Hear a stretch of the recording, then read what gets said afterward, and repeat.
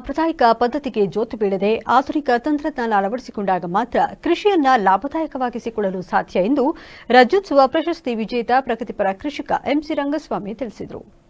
ಅರ್ಕಲಗೂಡು ತಾಲೂಕು ರೈತ ಸಂಘದ ವತಿಯಿಂದ ದೊಡ್ಡಮಗ್ಗೆ ಗ್ರಾಮದ ಮಗ್ಗೆ ಮನೆಯಲ್ಲಿ ಬುಧವಾರ ಏರ್ಪಡಿಸಿದ್ದ ಕೃಷಿ ಸಂವಾದ ಕಾರ್ಯಕ್ರಮದಲ್ಲಿ ಮಾತನಾಡಿದ ಅವರು, ಕೃಷಿ ಕ್ಷೇತ್ರದಲ್ಲಿ ಸಾಕಷ್ಟು ಬದಲಾವಣೆಯಾಗಿದೆ. ರೈತರು ತಜ್ಞರ ಸಲಹೆ ಪಡೆದು ಆಧುನಿಕ ತಂತ್ರಜ್ಞಾನಗಳನ್ನು ಅಳವಡಿಸಿಕೊಳ್ಳಬೇಕು.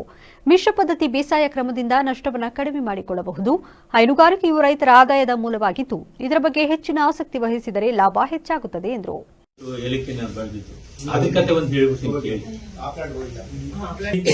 ನಾವು ಸಮಯನ ಹೆಚ್ಚಿಗೆ ಉಪಯೋಗಿಸಬೇಕು, ಶ್ರಮದಾನ ಮಾಡಬೇಕು. ನಾವು ಅದು ಬಿಟ್ಬಿಟ್ಟು ನಾವೆಲ್ಲೋ ಯಾರ್ದೋ ಮನೆ ರಾಜಕೀಯಕ್ಕೆ ಇಟ್ಟು ನಮ್ಗೆ ಏನು ದೇವೇಗೌಡರ ಮನೆ ಏನೋ ಆಯ್ತು ಅಂತ ಇವರೆಲ್ಲ ಚರ್ಚೆ ಮಾಡಿದ್ರೆ ಇವ್ರ ಮನೆಗೆ ಏನ್ ಬಂತ ಲಾಭ?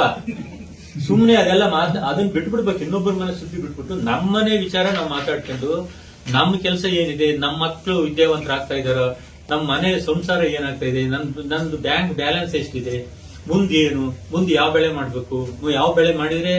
ತಾಲೂಕು ರೈತ ಸಂಘದ ಅಧ್ಯಕ್ಷ ಎಸ್ಪಿ ಯೋಗಣ್ಣ ಮಾತನಾಡಿ, ಎಂಸಿ ರಂಗಸ್ವಾಮಿ ಅವರ ಕೃಷಿ ಅನುಭವಗಳ ಕುರಿತು ಮಾಹಿತಿ ನೀಡುವ ಉದ್ದೇಶದಿಂದ ಈ ಸಂವಾದ ಹಮ್ಮಿಕೊಳ್ಳಲಾಗಿದೆ. ಅವರು ರಾಜ್ಯೋತ್ಸವ ಪ್ರಶಸ್ತಿ ಪಡೆಯುವ ಮೂಲಕ ತಾಲೂಕಿಗೆ ಕೀರ್ತಿ ತಂದಿದ್ದಾರೆ. ಇವರ ಸಾಧನೆಗೆ ಕರ್ನಾಟಕ ರತ್ನ ಹಾಗೂ ಭಾರತ ರತ್ನ ಪ್ರಶಸ್ತಿ ದೊರಕುವಂತಾಗಬೇಕು ಎಂದು ಆಶಿಸಿದರು.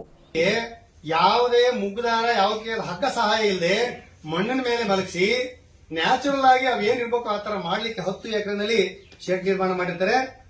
1,000ಕ್ಕೂ ಹೆಚ್ಚಿನ ಸಂಖ್ಯೆಯಲ್ಲಿ HF ಹಸುಗಳನ್ನ ಸಾಕ್ತಾ ಇದ್ದಾರೆ. ನಿತ್ಯ ಇವರು 8,000 ಲೀಟರ್ ಹಾಲು ಉತ್ಪಾದನೆ ಆಗುತ್ತದೆ. ಇಲ್ಲಿ ಹಾಲು ಉತ್ಪಾದನೆ, ಮೇವು ಉತ್ಪಾದಿಸಲು ಸಗಣಿ ಎತ್ತುವುದು ಸಹಿತ ಎಲ್ಲವೂ ಸಹಿತ ಆಧುನಿಕ ತಂತ್ರಜ್ಞಾನದಲ್ಲೇ ನಡೀತಾ ಇದೆ.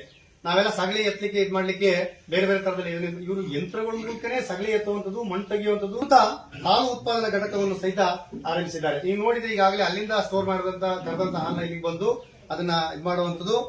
ರೈತರಿಂದ ಸುಮಾರು 50,000ಕ್ಕೂ ಹೆಚ್ಚಿನ ಹಾಲನ್ನ. ಈ ಸಂದರ್ಭದಲ್ಲಿ ಸಹಾಯಕ ಕೃಷಿ ನಿರ್ದೇಶಕಿ ಕೆಜಿ ಕವಿತಾ, ತೋಟಗಾರಿಕೆ ಇಲಾಖೆ ಹಿರಿಯ ಸಹಾಯಕ ನಿರ್ದೇಶಕ ಡಿ ರಾಜೇಶ್, ರೈತ ಮುಖಂಡರಾದ ವಂದಿಗನಹಳ್ಳಿ ರವಿ, ಕೃಷ್ಣೇಗೌಡ, ಕಮಲಮ್ಮ ಸೇರಿದಂತೆ ಇತರರು ಭಾಗವಹಿಸಿದರು.